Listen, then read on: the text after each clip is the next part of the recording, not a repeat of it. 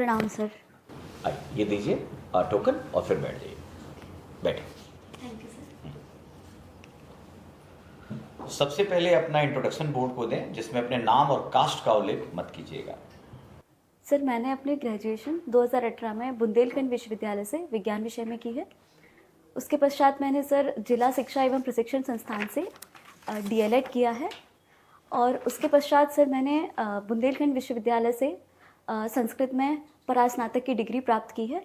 Sir वर्तमान में मैं सिविल सेवा की तैयारी कर रही हूँ और मेरी अभिरुचि भावना योग है।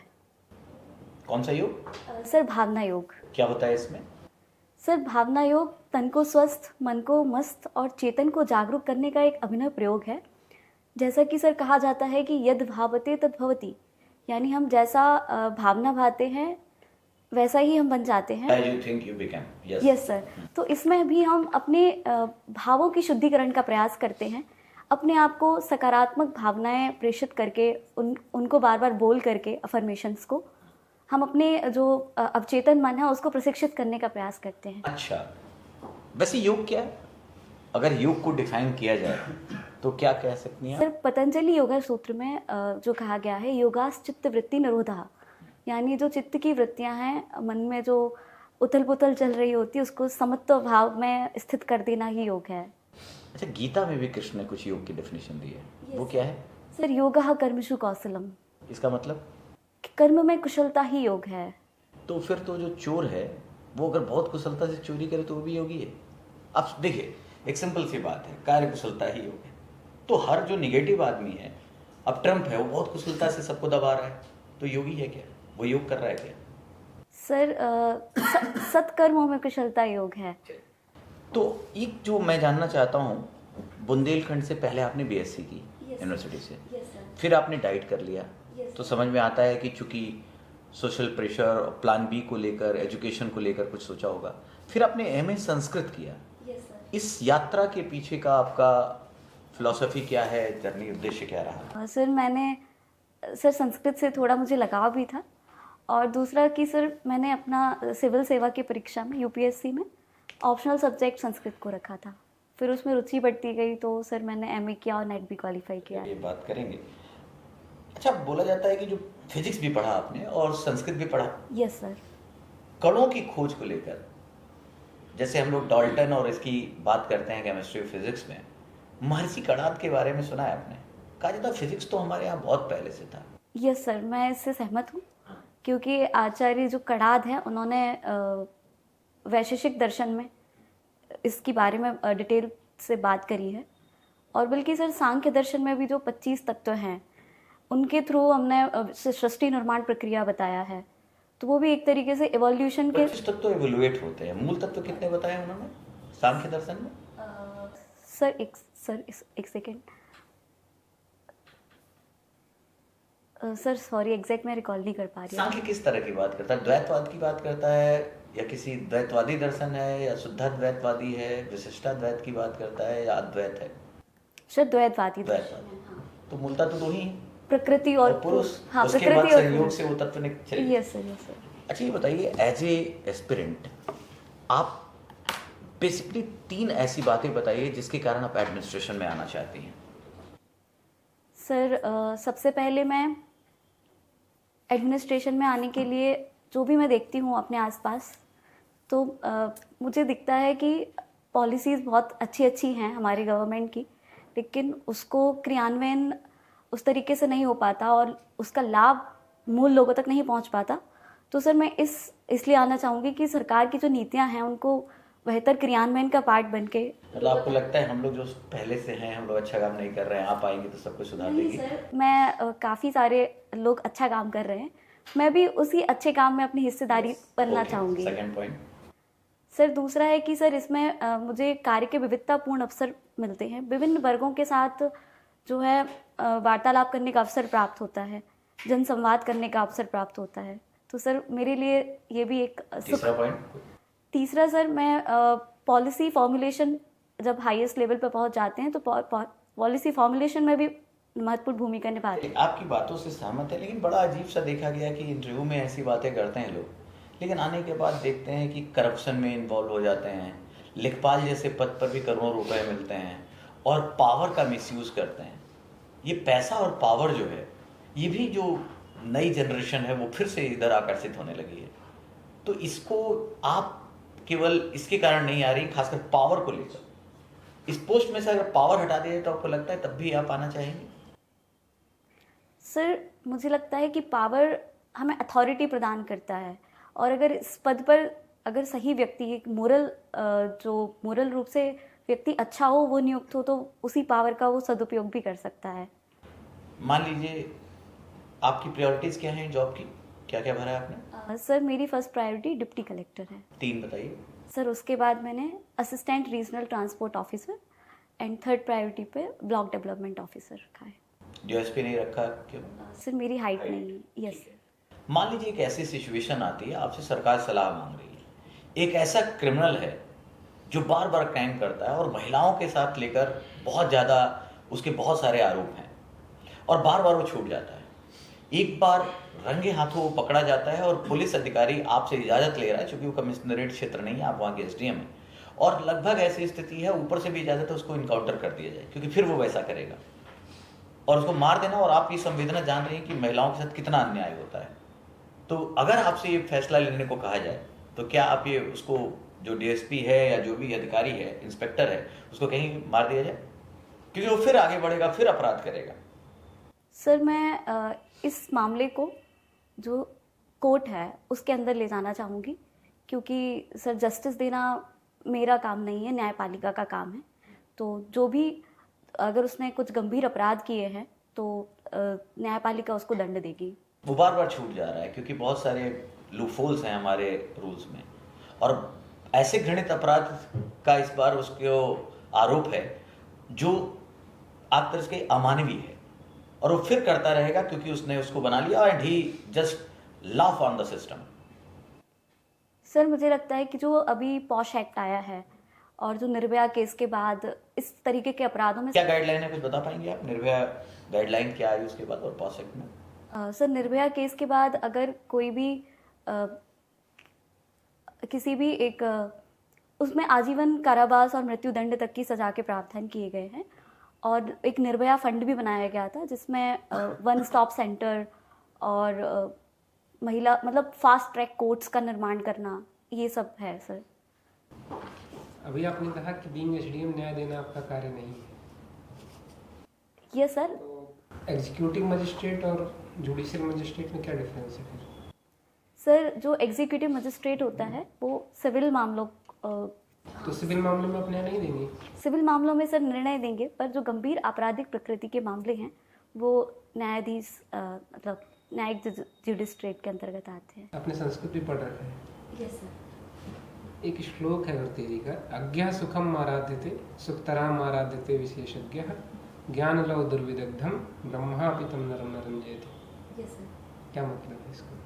सर अज्ञा सुखम आराध्य है, यानी जो कि अज्ञानी है उसको भी अच्छे से पढ़ाया जा सकता है, सिखाया जा सकता है। अज्ञा सुखम आराध्य सुखतरम आराध्यते विशेषज्ञ, यानी जो विशेषज्ञ है और जिनकी बुद्धि का प्रॉपर विकास हो गया उन्हें भी हम आसानी से चीज़ों को समझा सकते हैं, लेकिन जो आधे अधूरे ज्ञान वाले हैं उनको ब्रह्मा भी इस धरती पर आ जाएं तो वो भी नहीं समझा सकते हैं। मनुस्मृति में धर्म के लक्षण के बारे में एक श्लोक बोला गया, धर्म के 10 लक्षण बताए गए। Yes sir. आपको पता है वो श्लोक कौन सा है? हाँ सर। धृति क्षमा दमो अस्तेयम शौचम इंद्रिय निग्रह, धृति क्षमा दमो अस्तेयम शौचम इंद्रिय निग्रह। सर सॉरी मैं बीच की धीर विद्या, हाँ दशकम धर्म लक्षणम। धीर विद्या सत्यम अक्रोध दशकम धर्म लक्षण। अर्थ बता सकती हैं? Yes sir. सर इसमें मनुस्मृति में धर्म के 10 लक्षण बताए गए हैं। धृति क्षमा दमो अस्तेयम, यानी धृति यानी धैर्य, क्षमा, दम यानी अहंकार को कम करना, अस्तेयम यानी मतलब चोरी ना करना, धृति क्षमा दमो अस्तेयम, शौच माने पवित्रता, इंद्रिय निग्रह यानी विषयों के प्रति जो आसक्ति है उसको कम करना। सर उसके बाद का मैं भूल जाती हूँ। धीर विद्या सत्यम अक्रोध। हाँ मतलब सत्य बोलना, क्रोध नहीं करना, ये धर्म के 10 लक्षण बताए। भरतेरी पहले राजा हुआ करते थे, इनकी 3 रचनाएं थी, आपको पता है कौन कौन सी?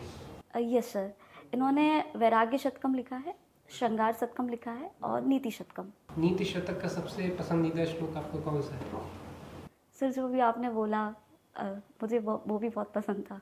एक और भी तो है, नंदू नीति निपुड़ा, सुना है नहीं आपने? सर मुझे श्लोक अभी अच्छे से याद नहीं है। जब इन्होंने अपने राजपाट का त्याग किया था तो इन्होंने क्या बोलते हुए धिक्कारा था सभी को? धिक्ताम च तम च इमाम च माम च मदनम च।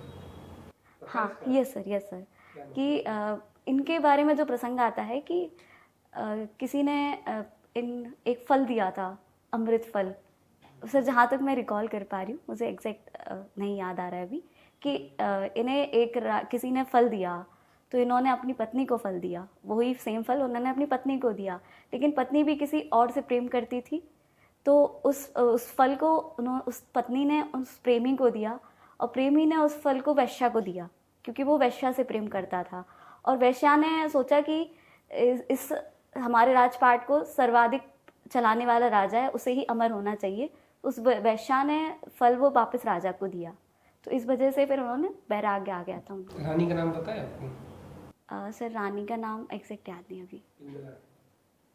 रानी Pingala. Okay thank you sir.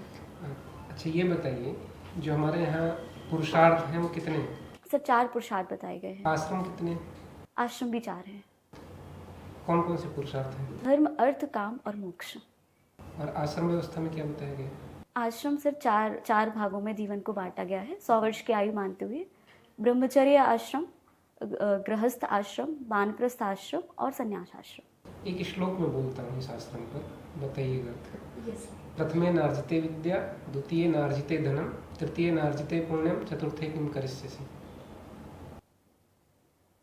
प्रथम में हम विद्या को अर्जित करते हैं। प्रथमे नार्जिते विद्या। अच्छा, प्रथम में अगर हमने विद्या को अर्जन नहीं किया, द्वितीय नार्जिते धनम, और द्वितीय में हमने धन का अर्जन नहीं किया, तृतीय नार्जितम पुण्यम, तृतीय में अगर हमने पुण्य का अर्जन नहीं किया, और चतुर्थे किम करिष्यसि। चतुर्थ में हम क्या करेंगे? इसका अर्थ सर जनरल यही होगा। हाँ यही होता है। ये बताइए, संस्कृत अभी जो कोमा में है, ठीक है, इसको कैसे रिवाइव किया जाएगा? पूरे विश्व में कहीं कोई ऐसी भाषा रही है जो संस्कृत की हालत में रही हो लेकिन उसको रिवाइव किया गया हो, वहाँ की राष्ट्रीय भाषा बन गई हो? संस्कृत पे लेके अपने अम्बेडकर जी का भी कुछ कोटेशन था, वो शायद याद हो। सर सबसे पहले आपका जो प्रश्न था कि संस्कृत को कोमा से जीवंत बनाने के लिए इसके संदर्भ में सर संस्कृत कमीशंस का भी गठन किया गया है। जो सुनीति चटर्जी के अध्यक्षता में प्रथम संस्कृत कमीशन का गठन किया गया था। तो उन्होंने बोला था कि संस्कृत को रोजगार परक बनाया जाना चाहिए। कैसे बनाएंगे? सर जैसे कि वर्तमान में जो AI है उसके लिए संस्कृत को एक उपयुक्त भाषा माना जा रहा है। मैंने तो यही से पूछा हो तो संस्कृत के बारे में सारी गलत जानकारी देता है। नहीं सर, जो टॉकिंग कंप्यूटर की बात चल रही थी, माननीय विदेश मंत्री जी ने भी इसे कोट किया था, सुषमा स्वराज जी ने, कि जब टॉकिंग कंप्यूटर की बात चल रही थी तो संस्कृत में जो बोला जाता है वही लिखा जाता है, और जो संस्कृत की वैज्ञानिकता है, इसके उच्चारण स्थान और इसके शब्द भंडार, ये और जो लॉजिकल, जिस लॉजिक पे संस्कृत व्याकरण काम करती है, तो वो AI के लिए ज़्यादा उपयुक्त है। तो अगर हम ऐसे मतलब संस्कृत को विज्ञान के साथ जोड़ करके पढ़ाएं तो उसको निश्चित रूप से रोजगार परक बनाया जा सकता है।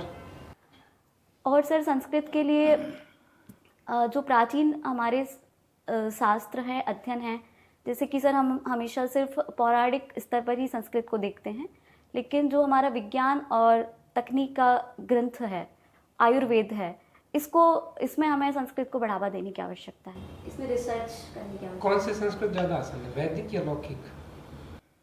सर लौकिक संस्कृत, क्योंकि वो नियमबद्ध है। मैसर सूत्र याद है आपको? Yes sir. सुनाइए। अ इ उन ऋ ऋ ए औ आई औच है वरट लन य म ण नम झबय घड़ दश खफ छट चट तब कपय शश र हल। लास्ट क्वेश्चन मेरी तरफ से। प्रशासन में संस्कृत का क्या योगदान होगा? सर प्रशासन में संस्कृत सभी भाषाओं की जननी रही है। सभी भाषाओं की? नहीं सर, सभी भाषाओं नहीं, मुख्यतः भारतीय भाषाओं की। तमिल वालों से लड़ाई हो जाएगी आपकी। कौन सी ज़्यादा पुरानी है, तमिल या संस्कृत? सर ये तो विवाद का विषय है और दोनों ही समकालीन रही हैं, ऐसा कहा जा सकता है। बताइए, योगदान बताइए। सर अगर मैं बात करूं तो मैंने संस्कृत व्याकरण पढ़ी तो उससे लॉजिक सीखा कि कैसे हर काम को लॉजिक के साथ किया जा सकता है। दूसरा सर, संस्कृत के साहित्य नीति सिखाता है, चाहे वो रामायण महाभारत हो या भर्तृहरि का जैसे आपने कोट किया नीति शतकम जैसे ग्रंथ हमें नैतिकता के साथ जीवन जीना सिखाते हैं। कौटिल्य के अर्थशास्त्र जैसे ग्रंथ हमें किस तरीके से यथार्थवादी रह करके काम करना चाहिए और प्रजा का पालन कैसे करना चाहिए वो सिखाते हैं। Thank you. ओके। ललितपुर में साक्षरता दर क्या है महिलाओं की? सर 57%। 57%। Yes sir. वहाँ का कुछ स्ट्रेंथ है जहाँ पे ललितपुर का क्या है, मतलब पोटेंशियल है भविष्य में वहाँ डेवलपमेंट क्या किया जा सकता है? यस सर, ललितपुर में अगर देखें तो इसमें 11 बांध हैं लगभग, तो जल विद्युत निर्माण आसानी से किया जा सकता है। दूसरा सर यहाँ पे भूमि की उपलब्धता है, क्योंकि यहाँ का जो जनसंख्या घनत्व है 259 है, औसत उत्तर प्रदेश का 829 से काफ़ी कम है, तो भूमि की सहज उपलब्धता है। तीसरा है सर कि यहाँ पे खनन की काफ़ी संभावनाएं हैं। ललितपुर में यूरेनियम का भंडार है और रॉक फॉस्फेट का भंडार है, तो इसके भी खोज चल रही है। तो यहाँ पे, और सर चौथा, यहाँ पे टूरिज़्म की भी काफ़ी संभावनाएं हैं, जैसे कि देवगढ़ का दशावतार मंदिर हो गया, कनकद्दर जलप्रपात हो गया और देवगढ़ का किला। तो सर टूरिज़्म भी यहाँ पे विकसित किया जा सकता है। तो यहाँ की समस्याएं क्या हैं? सर ये जो है बुंदेलखंड रीजन में आता है और अर्ध शुष्क पठारी क्षेत्र है, इसके कारण यहाँ पे सूखे की समस्या है। दूसरा सर कि यहाँ पे कठोर चट्टानें हैं, जिसके कारण भूजल संग्रहण नहीं हो पाता है, इसलिए भूजल स्तर कम है। तीसरा सर इसकी कनेक्टिविटी इश्यूज़ है, केवल उत्तर प्रदेश के झांसी ज़िले से सीमा साझा करता है और लखनऊ से लगभग 400-500 किलोमीटर दूर है, तो मुख्य प्रशासनिक धारा में नहीं है, इसके कारण। और सर चौथा देखें कि यहाँ पे कौशल प्रशिक्षण की कमी है, कृषि पर अत्यधिक निर्भरता है। अच्छा, उत्तर प्रदेश में कितने मंडल हैं? सर 18 मंडल हैं। ये क्षेत्र किस मंडल के अंतर्गत आता सर ये झांसी मंडल के अंतर्गत आता है। सबसे बड़ा मंडल कौन सा? सर मैं एग्जैक्ट श्योर नहीं हूँ इस बारे में। सबसे छोटा? Sir sorry. ठीक है सर। नई राष्ट्रीय शिक्षा नीति में जो 2020 में हुई है, यस सर। उसमें क्या क्या खामियां आपको नजर आती हैं? सर नई शिक्षा नीति एक समावेशी है और समावेशी शिक्षा बनाने का उसका प्रयास है। इसके क्रियान्वयन में ज़रूर कुछ खामियां हैं, जैसे कि सर इसको केंद्र सरकार के द्वारा बनाया गया है, लेकिन इसके इम्प्लीमेंटेशन को राज्यों के ऊपर छोड़ा गया है, तो राज्य इसको प्रॉपर तरीके से इम्प्लीमेंट नहीं कर रहे हैं। दूसरा सर इसमें